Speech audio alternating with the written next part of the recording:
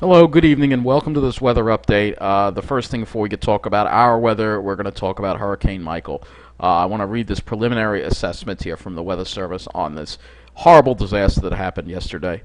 Hurricane Michael made landfall as an unprecedented high-end Category 4 hurricane for the Florida Panhandle region with maximum sustained winds of 155 miles an hour and a minimum central pressure of 919 millibars. The storm caused catastrophic damage from wind and storm surge, particularly in Panama City Beach to Mexico Beach areas. The widespread catastrophic damage spread well inland as Hurricane Michael remained hurricane strength into southwest Georgia. So they're assessing the damage. Here's some satellite images, the track. Um, Catastrophic damage from wind extended from the coast and well inland into southwest Georgia. In the Panama City area, Tyndall Air Force Base reported a maximum wind gust of 129 miles per hour at Tyndall Air Force Base before the observation systems stopped reporting around 12:24 p.m. So probably went above that. In terms of rainfall, a flash flood watch was in effect during the event, and a few flash flood warnings had to be issued. The highest rainfall value across the Florida Panhandle and Big Bend, southwest Georgia, and southeast Alabama as of 5 a.m. October 11th was 6.63 inches in Calhoun County, Georgia. So here are some of the wind reports here on this map. You could see, and you can see there's been some wind and heavy rain, but mainly the wind. Even inland, I was shocked when I saw a lot of the damage. Even 50 miles inland, this storm held on to its strength. And there's something called the brown ocean effect. When there's been a lot of rain in the area and the ground was very moist, the hurricane almost continued to get some fuel, even though it was over land, because the ground was so wet and it didn't have moisture to even keep going. So that's why it didn't. And between that and the fact it was so strong. So extensive damage was reported along the path of Michael. Catastrophic storm surge flooded coastal communities. In addition, widespread devastating wind caused downed trees and power lines, resulting in damage to homes and cars. In addition, widespread power outages exist across the Florida Panhandle, Big Bend, and southwest Georgia. And in Tallahassee, more than 11,000 customers without power just in the city of Tallahassee. So this is what has happened here. Extensive tree damage. And I'm going to actually put a link to a video, because there's a video that I saw yesterday that somebody took. Literally everything destroyed. The trees are all destroyed. Look at this. These trees are dead. They're gone. Structures destroyed. Everything destroyed. Power lines down. I'm not just talking about a few poles. I'm talking about all the poles down. All right? It's going to be months before people get their power back. All right? So let's take a look at Twitter and see some of the pictures here about Panama City, and you can see some of the destruction here that they've had to endure. Let me make this a little larger here so you can see, because this is very important. We got to talk about this, and I still cannot believe that. I'm afraid to even put on CNN and Fox. They're probably not even talking about it. Look at this destruction. It's total destruction. It looks like a tornado came through. Look at this. Northwest, look at the plains. They're underwater. Panama City Beach, look at that. That's from the storm surge. Here is some footage shot of the destruction in Panama City. Look at this. Everything is destroyed. Everything. The only thing seems to be standing are palm trees. That's it. Everything else is destroyed, has some damage. Some structures. Look at that. Look at that. We're talking about complete devastation here. And there was flooding, too, from the storm surge. This is a major disaster. A major disaster that people have had to go through here. There's a transformer explosion. Look at that. So, look at this. Here's another one. Train cars tipped over. Yes, there's a train over there where the train cars tipped over in Panama City. So, Panama City was really, look at the train right there. Panama City was really ground zero for this hurricane. See, look at everything destroyed. Traffic lights, poles, everything is down. Absolutely insane. Absolutely insane. But anyway, let's get to the National Hurricane Center and take a look at Michael now, because it's still a tropical storm. Maximum sustained winds 50 miles an hour, and it's going to reemerge over the ocean now. It's moving northeast at 24 miles an hour.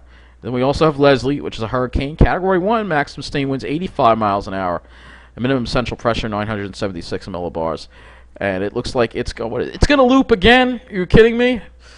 It's going to hit it's weird. This thing's going to hit the Cape Verde Islands and then loop back. I'm telling you, it's just insane. I'm not going to talk about Nadine, but I do want to now get into how Michael is going to impact our weather in the next 12 hours or so.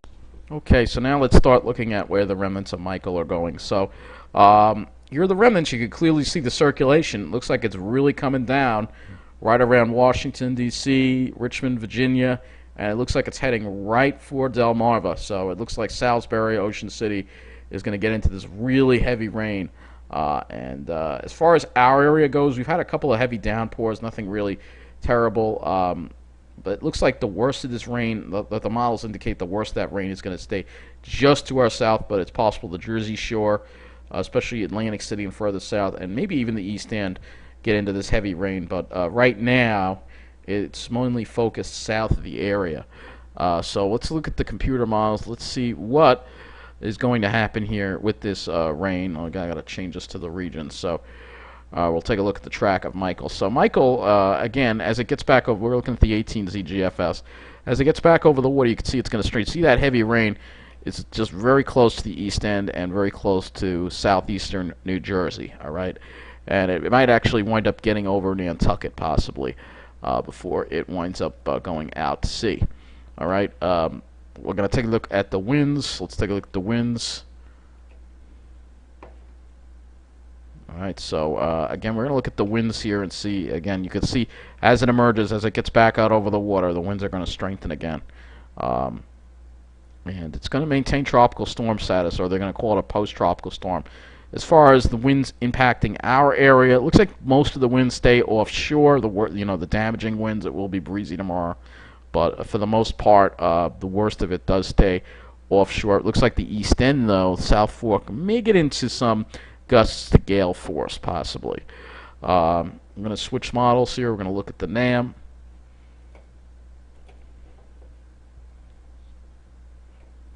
And it's not. Alright, we have to wait.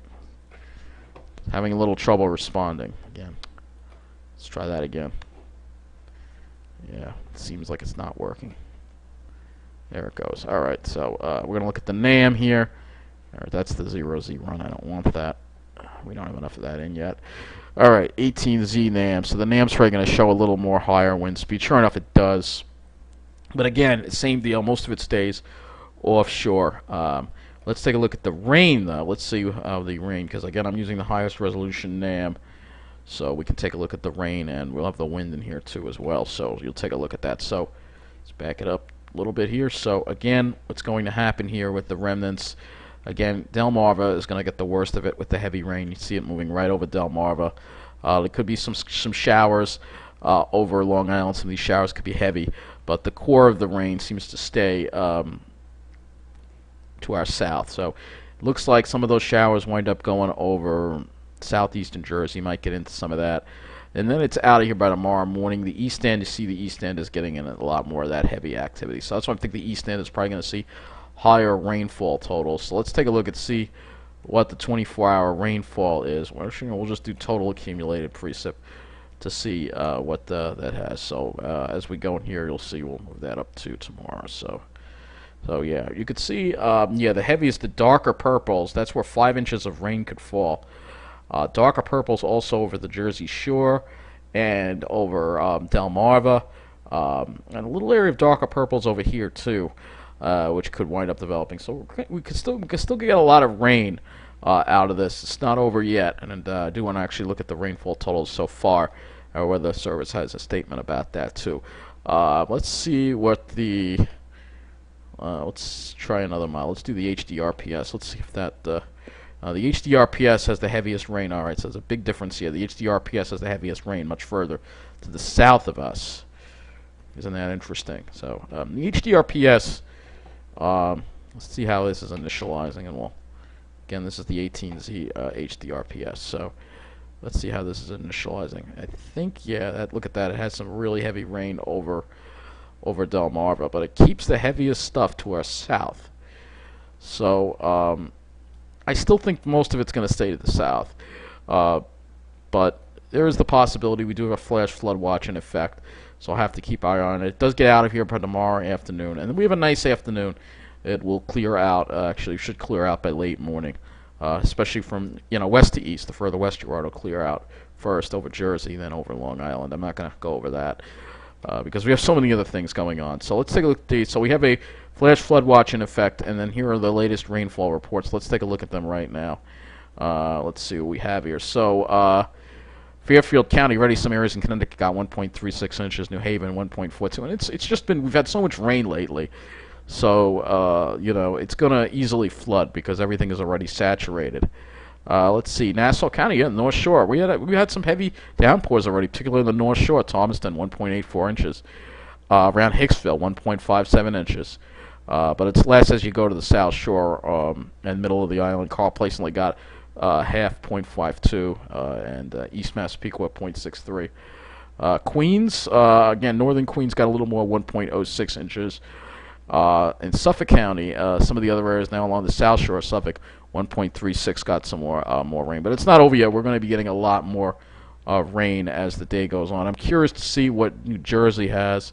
Let's see if they have a rainfall. No, of course, Philadelphia never puts the rainfall up there in a special statement. So I'm just curious to see what Toms River has received so far at Ocean County Airport. No, that's not what I meant. Let's take a look at that.